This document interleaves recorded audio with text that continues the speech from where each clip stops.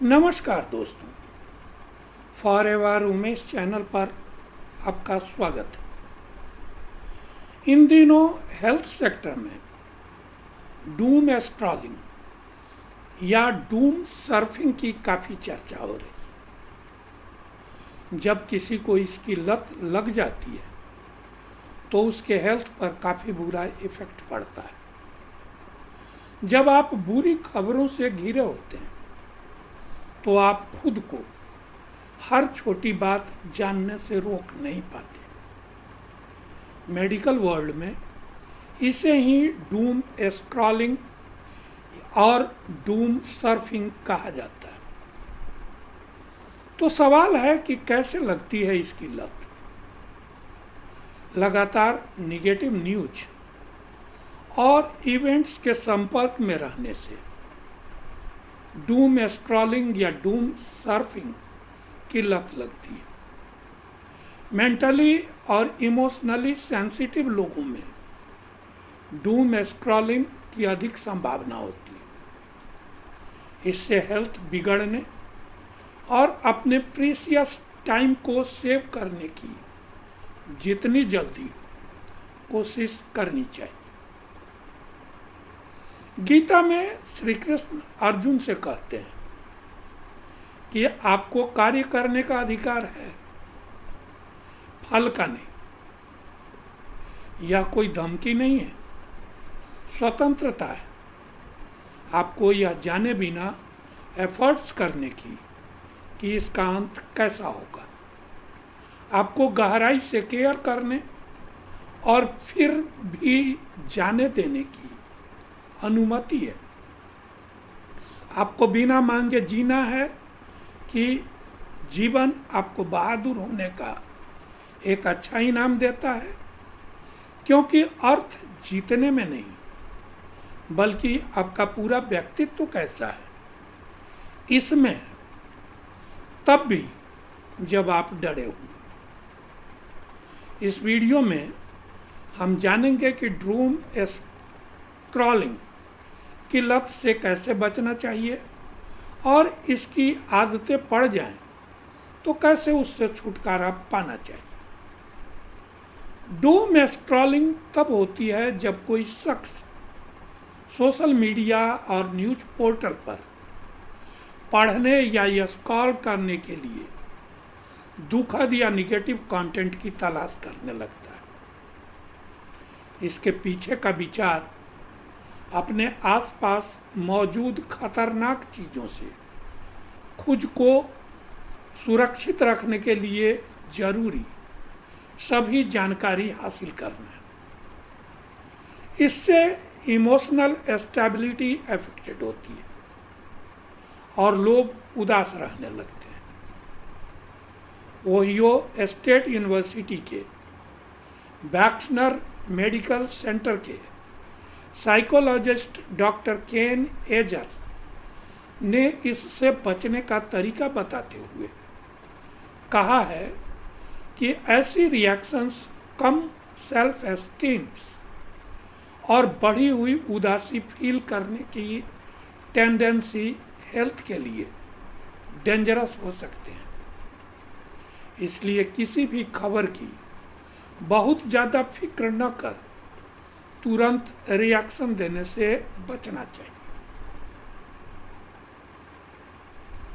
आपका जीवन कहाँ जा रहा है?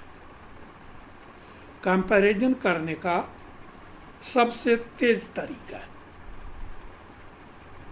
हर किसी की हाईलाइट रील आपको अपनी पूरी स्क्रिप्ट पर सवाल उठाने के लिए मजबूर करती है।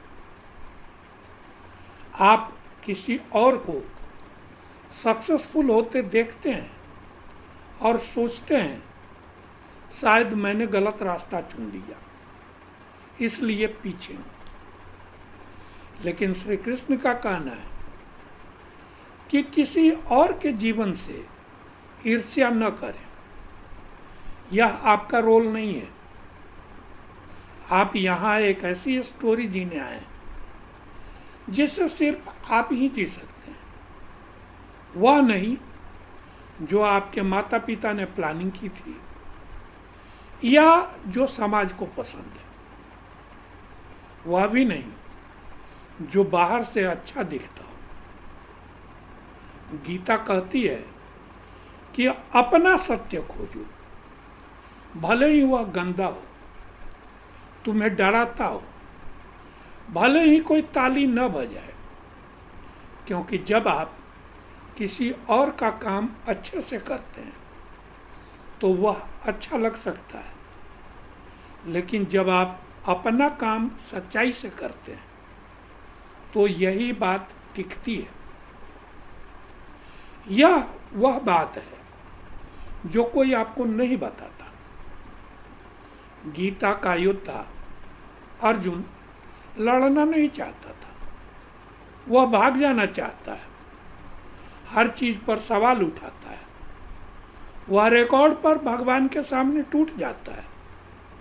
इसलिए अगर आप अभी भी किसी उलझन में अपनी नौकरी, अपने रिश्ते, अपने विश्वास, अपनी पहचान को लेकर, तो अंदाजा लगाइए कि आप टूटे नहीं हैं। संदेह विफलता नहीं है, यह वह जगह है जहां से सत्य शुरू होता है।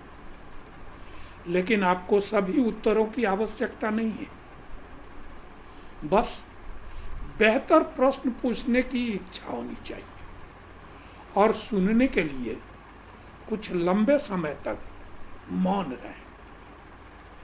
यहाँ गीता का सबसे शांत, सबसे शक्तिशाली वचन है। हथियार इसे काट नहीं सकता, आग इसे जला नहीं सकती, पानी इसे डुबा नहीं सकता, क्योंकि आत्मा शाश्वत है। अब चाहे आप आत्मा में विश्वास करते हो या नहीं, इसका मतलब है कि आप अपने सबसे बुरे फैसले से कहीं बढ़कर हैं, अपने डर से, अपने फेलियर से, अपने बायोडाटा से, अपने ट्रॉमा से। आपके अंदर कुछ ऐसा है जिसे तोड़ा नहीं जा सकता। भले ही आप 1 साल, 5 साल या 1 दशक बर्बाद कर दें, आप फेल नहीं हुए हैं। आप बस यह सीख रहे हैं कि खुद के पास कैसे लौटना है, और शायद यही जीवन है, वास्तव में एक याद। गीता कभी नहीं कहती कि और अधिक करो, यह कहती है कि अधिक सच्चे बनो। एक बर्बाद जीवन वह नहीं है जिसमें आपने कुछ बड़ा नहीं किया, वायरल नहीं हुए या स्पिरिचुअली फुलफिल्ड नहीं हुए। यह ऐसा है जिसमें आप भूल गए कि आप कौन हैं, जहां आप प्यार के बजाय डर के साथ जीते हैं, जहां आपने उसके लिए बहुत लंबा इंतजार किया जो हमेशा से आपकी थी। लेकिन अगर आप इसे देख रहे हैं तो इसका मतलब है कि आप अभी भी सांस ले रहे हैं, अभी भी चुन रहे हैं, अभी भी यहाँ हैं, और इसका मतलब है कि आप किसी दिन फिर से शुरू कर सकते हैं। आपको फुलफिल्ड होने की जरूरत नहीं है, आपको बस प्रेजेंट रहना है, और बाकी सब जैसा कि कृष्ण कहते हैं अपने आप ठीक हो जाएगा। पेंसिल्वेनिया यूनिवर्सिटी के पॉलमैन स्कूल ऑफ मेडिसिन में centre for the treatment and studies of anxiety के क्लिनिक डायरेक्टर डॉक्टर थिया गैलाघेर के मुताबिक ज़्यादातर लोगों को तो यह एहसास ही नहीं होता कि वे डूम स्क्रॉलिंग कर रहे हैं। जब लोग डूम स्क्रॉल करते हैं तो उनके मेंटल हेल्थ को नुकसान पहुंचता है, वे आशंका, चिंता, दुख और क्रोध के साथ ही फ्यूचर के अनसर्टेनिटी का शिकार होते हैं। डॉक्टर गैलाघर ने कहा कि सबसे पहले यह पहचानना आम है कि आप डूम्स कॉलिंग कर रहे हैं। इसके बाद कुछ स्टेप्स उठाकर आप इस लत से बच सकते हैं। अपनी इमोशंस के बारे में सोचिए कि डूम स्क्रॉल या डूम सर्फ के बाद आप कैसा फील करते हैं। अगर आप ऐसा करें तो आप तेजी से इस हैबिट से बाहर निकल सकते हैं। अपना स्क्रीन टाइम कम करें। अपने इलेक्ट्रॉनिक गैजेट्स पर टाइम लिमिट करें। आप चाहें तो सोशल मीडिया पर सर्फिंग के लिए 15 मिनट अलग रखें। उसके बाद अपना फ़ोन अलग रखकर आराम या कुछ और करें। अपने काबू वाली चीज़ों पर काम करें। अगर आप नेचुरल डिजास्टर रिलीफ के बारे में अनएक्सियस हैं या सैड फील कर रहे हैं तो फ्रिक छोड़कर रियल में हेल्प के लिए एक्टिव, किसी ग्रुप के साथ जुड़कर ज़रूरतमंदों की डायरेक्ट हेल्प करें। इससे आपको सेटिस्फैक्शन होगा। इसके अलावा डूम स्क्रॉलिंग की लत को रोकने के लिए पॉजिटिव कामों की ट्रेनिंग ले, यानी कोई अच्छा हॉबी हो तो उसे पूरा करें। तो दोस्तों, वीडियो का यह कंटेंट आपको ज़रूर इंटरेस्टिंग, इंफॉर्मेटिव और नॉलेजेबल लगा होगा। हम फिर मिलेंगे अगले वीडियो में किसी नए सब्जेक्ट के साथ। ऐसे ही कंटेंट के लिए मेरे चैनल को सब्सक्राइब करें। अगर आप किसी पर्टिकुलर सब्जेक्ट पर वीडियो चाहते हैं तो अपने थॉट्स शेयर करें ताकि मुझे आपकी नीड्स की जानकारी मिले। आप 1-to-1 मीटिंग, व्हाट्सएप पर मेरा कंसल्टेशन या मेरे साथ जुड़कर बिजनेस करना चाहते हैं तो डिस्क्रिप्शन में दिए गए लिंक पर क्लिक कर फॉर्म फिल करें और सबमिट कर मेरी टीम से जुड़े। मैं पर्सनली आपको गाइड करूंगा, बिजनेस ऑटोमेशन टूल्स शेयर करूंगा ताकि आप बिना किसी हसल के अपने बिजनेस को ऑटोमेट कर जल्द से जल्द अपने गोल्स को अचीव कर सकें। अपना वैल्यूएबल टाइम देने के लिए थैंक यू।